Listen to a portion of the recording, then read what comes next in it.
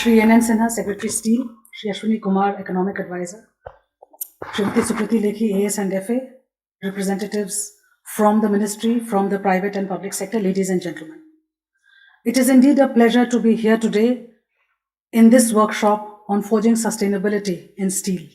And this could not have come at a more opportune time, given the fact that we have not only as a country updated our nationally determined contributions and therefore declared to the world our ambitious targets for 2030, which, by the way, we are well on track to achieving, because we've already achieved reduction in the emission intensity of the economy by 33% as on 2019, which was slated to be achieved in 2030. But being a very responsible country, being a country that is very cognizant of the fact that India, as a developing country, has done nothing to contribute to the current status of emissions and its impact, concomitant impact on climate change. Recognizing that, but yet being very responsible and responsive, India has gone ahead to declare ambitious targets where, along with growth, the environmental aspects have also been taken into account by our continued focus on sustainability. And therefore, our updated NDC targets for 2030 envisage that 50% of our energy will be from non-fossil fuel sources of energy and of power, and the emission intensity of the economy would decrease by 45%. And therefore, it is all the more imperative that we discuss, and not only discuss ideas and not only exchange views, but also bring these ideas to fruition, bring to the ground collaborative efforts. And this, therefore, the discussions that are going to happen in the next 3 sessions are going to be extremely relevant.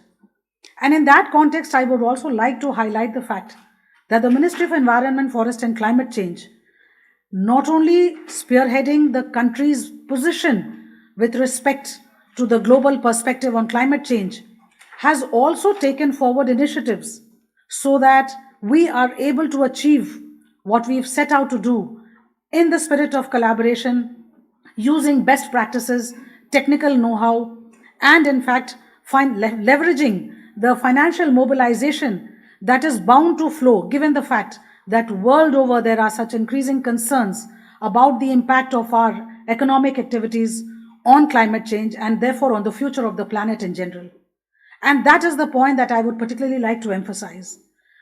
Our responsibility and our mandate cannot only be driven from extraneous considerations such as the increasing view of consumers, be they industrial consumers, institutional consumers, or individual consumers, for green steel. It has to be driven from within. It has to be driven from a sense of responsibility that we, at this point of time, are the guardians for the future generations.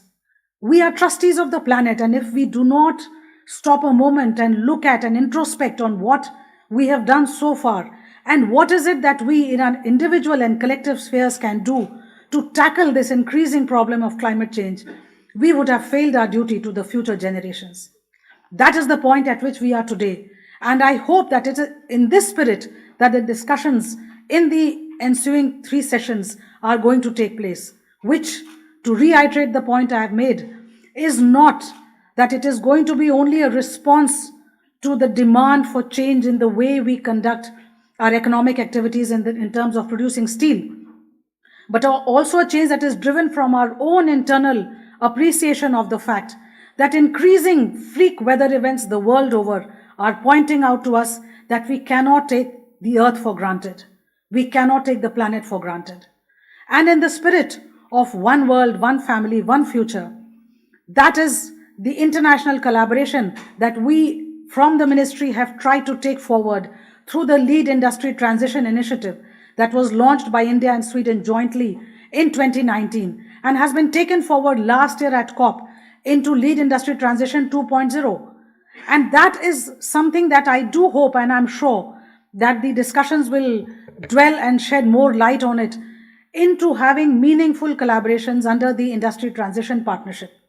Because this is a partnership that includes a number of countries, spans a range of companies, and therefore this discussion and these exchange of best practices cannot remain confined to just sharing of documents and improving our intellectual understanding of how we can bring in more sustainability. It has to translate to action on the ground. So the time for talk is now to move towards action. During the G20 last year, the ministry had taken up 3 very important themes because we were spearheading the discussions on environment and climate sustainability. So we looked at water security, we looked at how we can reclaim old abandoned mines and restore the biodiversity, because this is the biodiversity which, unless it is brought back to its original situation, is going to have its negative impact. Therefore, the mines from which we continue to extract our ores, how do we reclaim those mines? How do we bring back and restore the biodiversity? This is an area of great importance, and that is why we had some very meaningful discussions in the course of the G20. The second theme that we took up was on circularity, circular economy and resource efficiency. And I'm very happy to share with this audience, and I'm sure a lot of you would be aware of this already, that under the Circular Economy and Resource Efficiency Industry Coalition, we already have some more than 40 companies from 11 countries that are participants. And circularity is something that we have focused on for the steel sector in particular in the course of G20. And we had released a document on that occasion. And I hope and I'm sure that whatever were the discussions that took place during our G20 deliberations, they would be getting taken forward by the industry representatives who are here today. Because circularity, use of recycled steel, is something that all of you, being domain experts, would be more than aware of. Therefore, how do we bring this circularity? How does the vehicle scrapping policy of the Ministry of Road Transport and Highways ensure that more and more registered vehicle scrapping facilities are available to produce this recycled steel and make it available to the industry that can increase the use of recycled steel in its steel outputs? So this is another area that we would like more and more focus on, because circularity is going to be a part of the industry transition. The third thing that I would like to emphasize is the fact that the processes, the input for the steel industry as well as the process of steel making, both of them, as has already been mentioned by Ashwini in his opening remarks, both of them entail considerable amount of emissions. And we are all cognizant of that fact, and that is why we are all here today.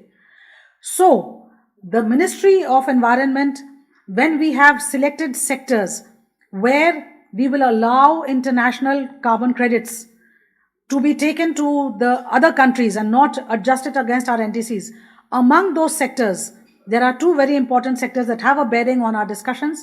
One is green hydrogen, one is carbon capture, utilization and storage. Which means that if collaborations are brought in by international companies, we as the ministry, because there is a nationally designated authority, there's a committee which is chaired by the Ministry of Environment, that authority allows carbon credits to be traded internationally. And there are certain sectors only where we are going to allow these credits to be traded, because we are also conscious of the fact that, as I mentioned, we have our own NDCs and we have to look at being able to fulfill the targets that we have updated as late as 2022. But in the sectors where it is very important to bring in abatement, where it is very important to bring in international research and development and to bring in international investment, those are the sectors where we would allow the carbon credits to be traded overseas. And therefore, green hydrogen and use of green hydrogen, production of green hydrogen is an area that we have consciously included, as well as CCUS, as I have just mentioned. In the last few months, there have been some encouraging and several encouraging developments in terms of use of green hydrogen, but how this is going to be scaled up, how the cost aspects are going to be met. And I think the forthcoming sessions would also shed light on the cost curve. And then there is also going to be discussion on the financing, because ultimately the nuts and bolts boil down to not only the technical and research-based technology, best available technology that is there for utilization, but also financing this, making it possible to use that technology. So all these are going to be very critical issues.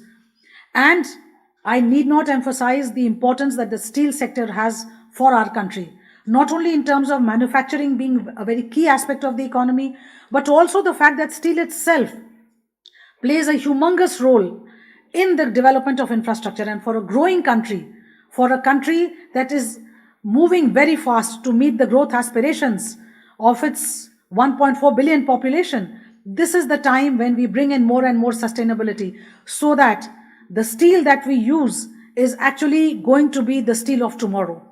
And that is why our discussions today have such an important bearing on the entire sectoral implications for use of steel in the infrastructure, for the role that steel plays in manufacturing and therefore in the GDP.